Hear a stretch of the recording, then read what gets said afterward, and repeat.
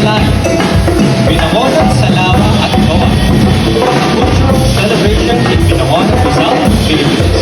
Showcase a town's rich history and its unique products derived from bamboo and katin. The name itself, Binalaya, John Sico Sang. Diocese de Antipolo.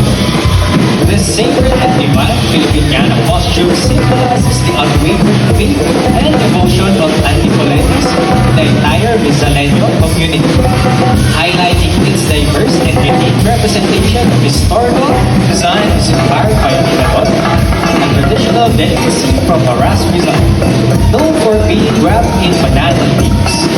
The outfit captures the essence of nature and local culture with its earth tones and leafy textures. Basa.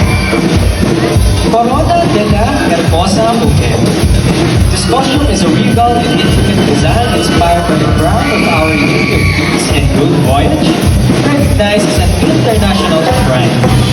The dress features a structured silhouette with a voluminous skirt and ornate butterfly sleeves, adorned with angelic motifs, dominated by Rizal Umani gowns and costumes.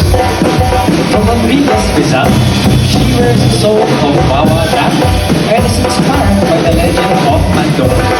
The mysterious Diwata is said to be dwell in the waters of Montalban, and by Bernardo Arvio, the silent giant who roams the mountains north.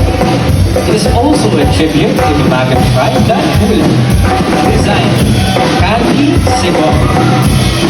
This costume is called Sigasi, a vibrant tribute to San Isidro de Pomor, the beloved patron of Saint of Marcos, proudly celebrated in Rizal Province. Rooted in rich agricultural tradition, this is Anne Lombard. Design, Bar Aficionado. The costume inspired by the Binangonan Festival, symbolizing the town's main life, fishing.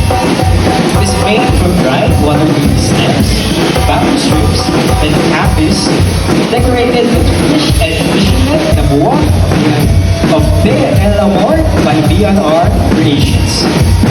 Supinti Splendor, a tribute to Baita's flavorful heritage. Festive cocktail Filipiniana is inspired by Baita's Supinti Festival, honoring local delicacies like suman, bibingka, Miss Rizal Santo Niño Angola, Cassandra Daily Garden, design Gio Villaluz. Inspired by a modest folklore, his Sagal dress features pearls as its main material, echoing the shimmering scales of mythical Surrena sa Dapungan de Verón. The pearls adorn the costume, creating a light Samantha Francine Tawa. Design, Jaja Viral. Gintong Hibla. Ang gintong hibla ay nakakarangalan sa buhay ng nabi at inutin ng mga pangako.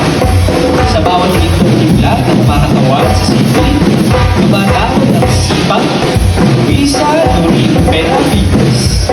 Design, Alistair Bala. Sa umoy ng lupa.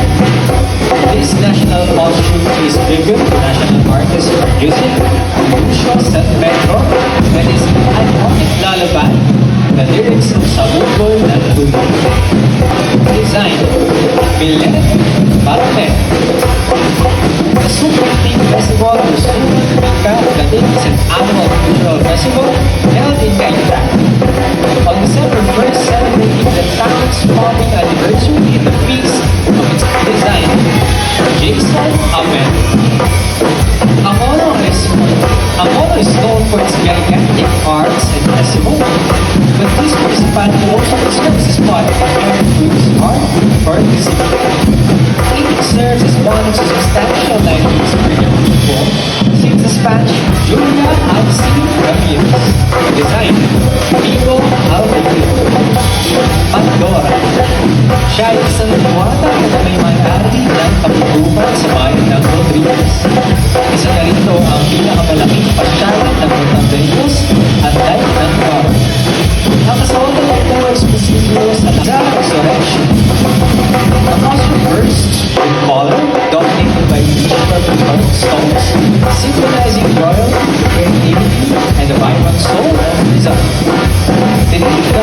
section which represent the unity of Misanelos, each friend telling a story of shared heritage and culture. Artistic pathways